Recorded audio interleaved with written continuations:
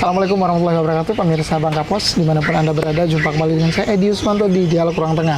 Istimewa, Anda sudah melihat suasana di sini begitu syahdu, begitu sejuk, hujan rintik-rintik, ditemani juga dengan orang yang tentu sangat Anda kenal semua. Siapa beliau? Beliau adalah Ketua DPRD Kabupaten Bangka periode 2019-2024, Bapak Iskandar. Assalamualaikum. Waalaikumsalam warahmatullahi wabarakatuh. Alhamdulillah. Hari ini sehat, santai, dengan cuaca yang sangat sejuk ini luar biasa. Terima kasih loh Pak Iskandar. Hari ini kami diberi kesempatan untuk bersantai di tempatnya Pak Iskandar. Di apa yang namanya Pak Ketua ini? Kolam pemancingan keluarga. Kolam pemancingan keluarga, tepatnya di Desa Air Anyir ya. Desa Air Anyir. Di Desa Air Anyir. Pak Ketua, semoga hari ini kabarnya baik-baik saja, karena sudah banyak orang masyarakat kita khususnya Kabupaten Bangka yang pengen tahu apa yang dilakukan seorang Iskandar setelah hiruk pikuk pileg, pilpres, pilkada kemarin itu, ngapain aja Pak Ketua? Ya, pertama-tama saya merasa bersyukur dan terima kasih kepada bangsa dan negara kita bahwa sudah melaksanakan tugas dan kewajiban untuk memilih dan mencari pemimpin yang benar-benar menurut hati masyarakat, bermanfaat, yang benar-benar bisa membuat masyarakat menjadi senang dalam melaksanakan tugas dan kewajibannya sehari-hari di daerah masing-masing. Kedua, saya selaku mantan Ketua DPRD Bangka, sehari-hari saya melihat dan memonitor perkembangan daripada perekonomian daripada masyarakat, khususnya di Kabupaten Bangka. Nah, oleh karena itu saya selaku mantan Ketua DPRD memberi semangat dan memotivasi masyarakat khususnya di daerah Kabupaten Bangka untuk memanfaatkan waktu-waktu setelah kita mendapat kesempatan, karena sesuai dengan perintah daripada agama kita khusus Muslim Islam, memanfaatkan 5 perkara sebelum datang 5 perkara. Pertama, manfaatkan masa mudamu sebelum datang masa tuamu. Masa mudamu sebelum masa tuamu. Kedua, manfaatkan masa sehatmu sebelum masa sakitmu. Ketiga, manfaatkan masa senggangmu sebelum masa sempitmu. Keempat, manfaatkan masa hidupmu sebelum masa matimu. Walaupun susurannya tidak ini. Kelima, manfaatkan masa kayamu sebelum datang masa miskinmu. Ini salah satu kegiatan saya pasca saya tidak menjabat lagi selaku anggota DPRD Bangka. Jadi sehari-hari saya pertama setiap harinya berada di kebun, sekalian memberi merawat kebun yang ada, mengembangkan peternakan terutama ayam potong, ayam kampung. Kedua, sapi ternak sapi. Ketiga, saya membudidayakan ikan air tawar khususnya lele, dan sekalian merawat pemancingan keluarga saya yang ada di sekitar Desa Air Anyir ini. Dan tidak lepas dari sehari-hari saya merawat dan menjaga dan membersihkan daripada masjid yang telah saya bangun semenjak saya menjabat semenjak saya menjabat jadi anggota DPRD Kabupaten Bangka. Pak Ketua tadi bilang kemudian terlepas setelah Pak Ketua kemudian tidak lagi menjadi anggota DPR, ketua DPR, ya kan Pak Ketua juga tetap mengamati terutama khusus bidang ekonomi. Ya. Pak Ketua melihatnya ekonomi di Kabupaten Bangka seperti apa sekarang? Ya, konon katanya perekonomian di Kabupaten Bangka khususnya ya sedang tidak baik-baik saja. Tapi menurut saya itu tergantung daripada masyarakat itu sendiri. Kedua, tergantung kepada pemerintah daerah yang ada di daerah masing-masing itu sendiri. Oleh karena itu, saya ingin mengajak masyarakat, mari kita berkarya bersama, ya, mengeluarkan pemikiran-pemikiran kita, keahlian-keahlian kita. Setelah pasca timah, kita harus berbuat seperti apa dan harus berlayar kemana dan harus berkarya seperti apa. Memang betul, perekonomian masyarakat di Kabupaten Bangka khususnya umumnya di Pulau Bangka Belitung sedang tidak baik-baik saja. Tapi dari sektor perkebunan, sawit, saya akan dari awal mengajak masyarakat manfaatkan lahan yang produktif maupun tidak produktif, terutama yang produktif ditanam dengan 2 pohon sawit itu bisa menghasilkan uang yang sangat luar biasa menurut saya, walaupun 2 pohon. 2 pohon, jadi ini untuk rumah tangga ya? Iya, untuk rumah tangga. Karena 2 pohon kali 1 pohonnya 20 kilo, 2 minggu 2 pohon bisa 40 kilo. 1 bulan bisa 80 kilo. Kali 2.000 berapa duit? Jadi saya pikir seorang kepala keluarga tidak memikirkan lagi untuk bayar listrik, bayar air, uang jajan anak, nggak perlu dipikirkan lagi per bulannya gitu loh. Itu salah satu contoh kecil. Kedua, kita terkenal daerah penambangan. Penambangan ini kan tambang ini kan banyak seperti kolam-kolam yang kita saksikan sekarang ini. Kita memanfaatkan, kita lestarikan. Kita memanfaatkan untuk budidaya ikan air tawar, ikan lele, ikan patin, ikan nila. Itu bisa menghasilkan uang gitu loh. Ketiga, lahan-lahan yang tidak produktif maupun yang tidak produktif, misalnya kita tanam semakam, misal kayu-kayuan, kelapa, pohon-pohonan yang bermanfaat, itu kan bisa menghasilkan, bisa menunjang perekonomian kita, bisa menghidupkan ekonomi. Ya, bisa menghidupkan ekonomi kita. Itu menurut saya. Oke. Baik, pemirsa, Anda bisa melihat kalau sekarang saya bersama Pak Ketua, ya. Itu di belakang ini ada kolam. Kemudian beliau juga punya peternakan, kemudian juga budidaya ikan air tawar, yang kemudian itu juga memanfaatkan lahan. Nah, kalau untuk tadi beliau menyebutkan untuk sawit saja, contoh yang paling simpel, 1 rumah 2 sawit pohon saja, 2 pohon cukup Pak Ketua ya? Iya, aku rasa untuk uang listrik sudah cukup. Iya, untuk hari-hari ibaratnya keperluan itu sangat cukup sekali. Jadi memang harus jangan bermalas-malasan. Jangan semuanya instan. Iya, betul. Pola pikirnya harus diubah seperti itu sendiri. Nah, kalau dari ini semua yang sudah Bapak lakukan ini berapa lama semua? Ya, jauh sebelum Pak Ketua menjabat, setelah itu lanjut lagi atau? Jauh sebelum saya menjabat, saya sudah punya pemikiran. Bagaimana setelah karena saya punya cita-cita ingin menjabat selaku anggota DPRD, saya punya prinsip bahwa seorang anggota DPRD ini tidak mempunyai kepastian untuk selama-lamanya di bidang perekonomiannya. Jadi saya sebelum pencalonan saya sudah memikirkan itu. Salah satu misalnya anggota DPRD kan nggak punya pensiunnya, nggak sama dengan PNS misalnya. Jadi salah satunya untuk persiapan pensiun dan masa tua saya setelah saya tidak menjabat, saya sudah mempersiapkan lahan-lahan seperti ini, menanam pohon-pohon misalnya sawit, kelapa, dan kalau bekas-bekas eks tambang saya mulai saya lestarikan itu. Oke, Pak Ketua, itu dari sisi ekonomi. Ya. Pak Ketua, kita baru-baru kemarin kita kan sudah selesai melaksanakan pilkada, dan Pak Ketua juga sudah mengetahui hasilnya seperti Ya. apa. Nah, Pak Ketua melihatnya bagaimana fenomena politik yang ada di Kabupaten Bangka? Ya, ini sebenarnya saya sehari-hari saya selalu mengamat perkembangan Tetap politik. mengamati begitu Ya, ya? tetap, karena saya adalah politik senior juga, politikus senior. Jadi saya pikir nggak terlalu jauh kita memikirkan tentang kekalahan atau kemenangan.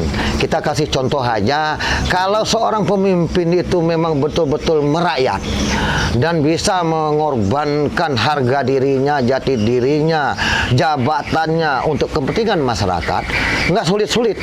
Nah, apalagi pilkada kemarin ada yang kalah dengan kota kosong. Kita tidak bisa menyalahkan siapa-siapa. Contoh, ada 3 daerah yang melawan kota kosong. Bangka Selatan, apa yang terjadi? Bisa berapa persen kemenangan daripada calon incumbent kita. Nah, jadi mari saya ingin mengajak kepada kita semua sama-sama mengintrospeksi diri.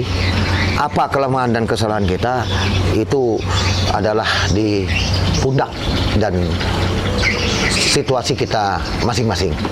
Nah, gitu. Tapi bagaimana kemudian kalau skopnya lebih luas di masyarakat Kabupaten Bangka, Pak Ketua melihat masyarakat kita yang notabene adalah pemilihnya mestinya kan, Pak, ini melihatnya di pilkada kemarin bagaimana Pak Ketua? Iya. Apalagi di Bangka juga termasuk 1 dari 3 yang Ya. Oleh karena itu, kita sewaktu kita belum menjabat, kita merasa ya ingin menjabat, ingin mengabdi kepada masyarakat, berkarya kepada masyarakat. Tapi setelah kita menjabat, bukti dong dengan masyarakat. Nah, memang betul-betul kita mengorbankan jabatan kita ini sesuai dengan janji dan visi dan misi kita, sesuai dengan program kita lakukan yang sebenar-benarnya secara utuh dengan masyarakat yang ada di daerah yang kita pimpin. Nah, sehingga suatu saat kita ingin melanjutkan atau ingin punya kepentingan dengan masyarakat itu pertama sudah mengenalkan kita, kinerja kita sudah dikenal oleh masyarakat sudah berhutang budi dengan kita, sehingga kita tidak terlalu sulit untuk mengayomi dan minta pertolongan dan dukungan daripada masyarakat itu sendiri gitu. Pak Ketua, kalau kemudian pertanyaannya adalah untuk Kabupaten Bangka, apa yang harus dipikirkan, dipertimbangkan, dikembangkan agar Bangka ini masyarakatnya jauh lebih maju, jauh lebih berkembang. Kalau menurut Pak Ketua? Menurut saya setelah perkebunan berkali-kali saya bicara dengan pemerintah. Mari kita sama-sama memikirkan pasca tambang ini masyarakat Kabupaten Bangka kita ini harus kita bawa kemana? Harus kita jadikan seperti apa? Jadi salah satunya meningkatkan perkebunan. Oke, perkebunan sawit sudah sangat membantu daripada masyarakat. Perkebunan karet, sekarang sudah diganti dengan perkebunan sawit. Jadi saya pikir sangat mudah menurut saya. Itu sudah ada modal daripada kita untuk mengembangkan perkebunan kita. Sedang tergantung pemerintah daerahnya. Punya kemauan atau punya kemampuan nggak gitu untuk mengayomi masyarakat, untuk mengajak masyarakat, untuk mengembangkan sektor-sektor yang lain gitu loh. Salah satunya tadi memanfaatkan kolam-kolam yang ada, pariwisata. Pariwisata sangat luar biasa kita kembangkan di Kabupaten Bangka. Contoh, kita adalah pulau Provinsi Bangka Belitung, kita terdiri 2 pulau. Pulau Bangka saya lihat kalah dengan Pulau Belitung di sektor pariwisatanya. Kenapa? Orang Belitung lebih kreatif mengemas daripada pariwisatanya di sana gitu. apa yang terjadi? Yang ada pun tidak dikembangkan sampai saat ini. Yang berikutnya tentang peternakan. Peternakan ini salah satu sangat memungkinkan, sangat baik untuk mengembangkan perekonomian masyarakat, terutama ayam potong misalnya, sapi, kambing, apalagi bebek, ikan. Itu tidak lepas dari salah satu jalan untuk menunjang perekonomian daripada masyarakat, khususnya di Kabupaten Bangka kita. Termasuk industri, jasa, iya. perdagangan juga ya. Perdagangan juga harus juga dikembangkan di iya. Kabupaten Bangka. Iya. Baik, Pak Ketua, dari semua itu visionernya seorang Pak Iskandar untuk itu. Pilkada kan akan ada ulang lagi nanti. Iya. Ya. Februari atau Maret akan masuk di momentum itu. Kalau pertanyaannya adalah Pak Ketua, terus. Ya, terus. ya, kalau Pak Ketua kemudian di pilkada nanti di Kabupaten Bangka, Ya. ada tidak terbersit keinginan untuk menjadi calon atau maju ikut di bursa pilkada di 2025 nanti? Ya, pertama-tama saya jelaskan tujuan saya berpolitik adalah ingin menjadi seorang pemimpin dan seorang perwakilan dari masyarakat yang saya pimpin di daerah yang saya pimpin. Nah, setelah saya menjadi anggota DPRD, saya menjadi ketua DPRD, ya saya kan punya program yang saya rancang selama saya menjabat selaku anggota DPRD, ketua DPRD itu kan mungkin belum semuanya terselesaikan, terlaksanakan. Itu salah satunya kelemahannya di pemerintah daerah.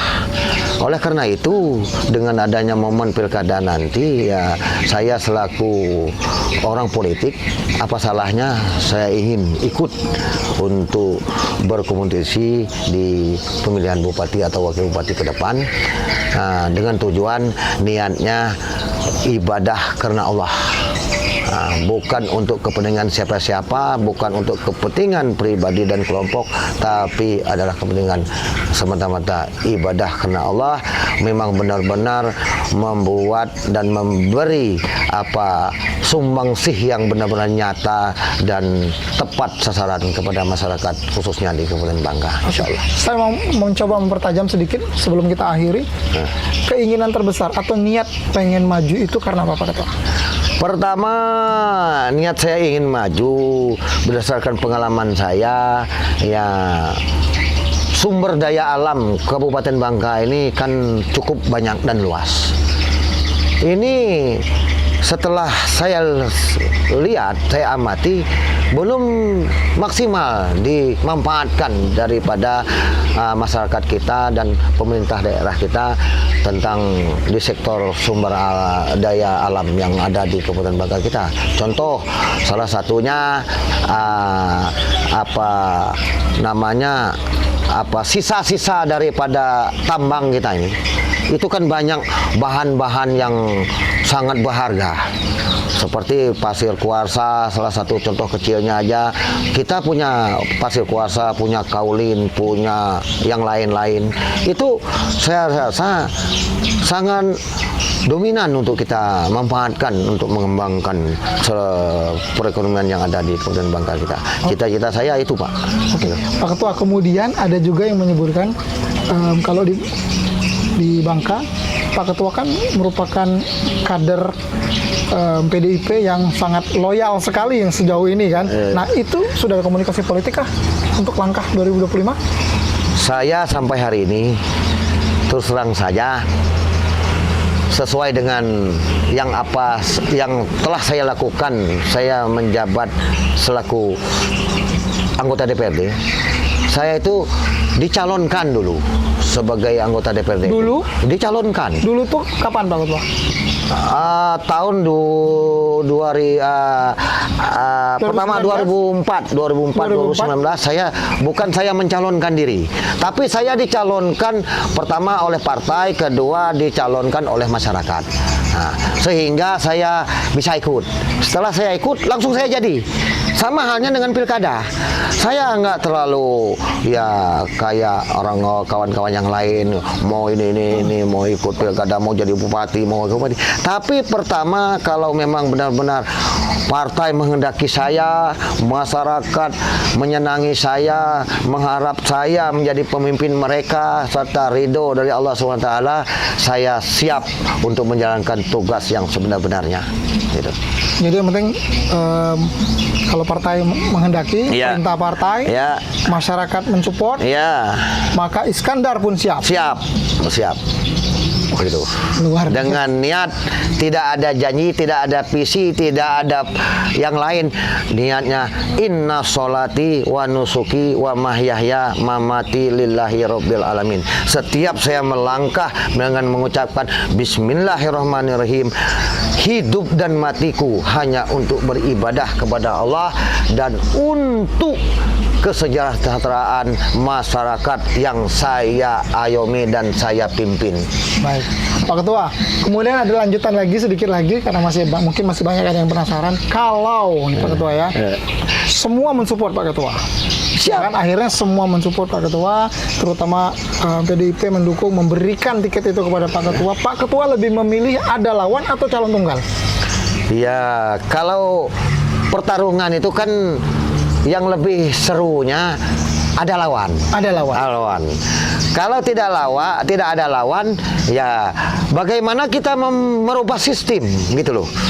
Sistem itu menurut pengalaman saya di dunia politik, saya udah paham gitu loh. Bagaimana supaya walaupun tidak ada lawan, tapi ada lawan dan banyak kawan gitu loh. Ya, caranya ada di pemikiran saya. Gitu loh. Masih rahasia berarti? Masih rahasia. Itu boleh dibongkar? Iya. Saya kalau lawan kota kosong, saya pasti banyak kawan dan pasti ada lawan.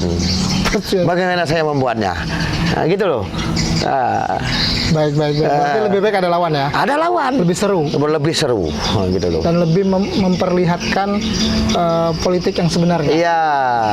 Dan memberi kesempatan masyarakat untuk menilai dan memilih pemimpin mereka yang mereka kehendaki, yang mereka inginkan masing-masing. Baik, sekali lagi terima kasih Pak Ketua. Sebelum ditutup, Pak Ketua boleh dong kita minta closing statementnya Pak Ketua, penyemangat, motivasi apapun lah untuk masyarakat kita Pak Ketua. Silakan ya, Pak Ketua. Baik, terima kasih. Saya selaku mantan wakil rakyat, anggota DPRD 3 periode, ketua DPRD 1 periode, ya saya ingin mengajak kepada masyarakat, mari kita tingkatkan iman dan takwa kita kepada Allah SWT, kepada Tuhan Yang Maha Esa, kepada kita ikuti perintah dan tuntunan agama kita masing-masing kepada masyarakat. Kedua, mari kita berpikir positif. Nah, bagaimana kita bisa membuat suatu karya nyata kepada diri kita, kepada keluarga kita, kepada masyarakat kita secara luas, sehingga bermanfaat buat diri dan keluarga dan masyarakat secara utuh dan secara umumnya. Kedua, saya ingin mengajak kepada masyarakat, yuk kita manfaatkan waktu yang ada. Apa yang saya sampaikan di awal, manfaatkan 5 perkara sebelum datang 5 perkara. Jangan kita tinggalkan, jangan kita biarkan, jangan kita habiskan waktu-waktu. Kita pemanfaatkan dengan yang waktu itu dengan sebaik-baiknya sehingga bisa bermanfaat buat keluarga, masyarakat, bangsa dan agama. Baik. Sekali lagi terima kasih Pak Iskandar. Semoga sukses selalu, lancar selalu. Amin. Semuanya diridhoi sama Allah Subhanahu wa Ta'ala. Amin. Dan ke depan semakin lancar semuanya. Amin. Pemirsa, itu tadi obrolan santai kita dengan Pak Iskandar. Sekali lagi beliau mempesankan kepada kita, sebaik-baiknya manusia adalah manusia yang bermanfaat untuk orang lain. Saya Edi, pamit undur diri. Jumpa di dialog kurang tengah berikutnya. Assalamualaikum warahmatullahi wabarakatuh. Waalaikumsalam warahmatullahi wabarakatuh. Makasih, Bang Kapos. Terima kasih.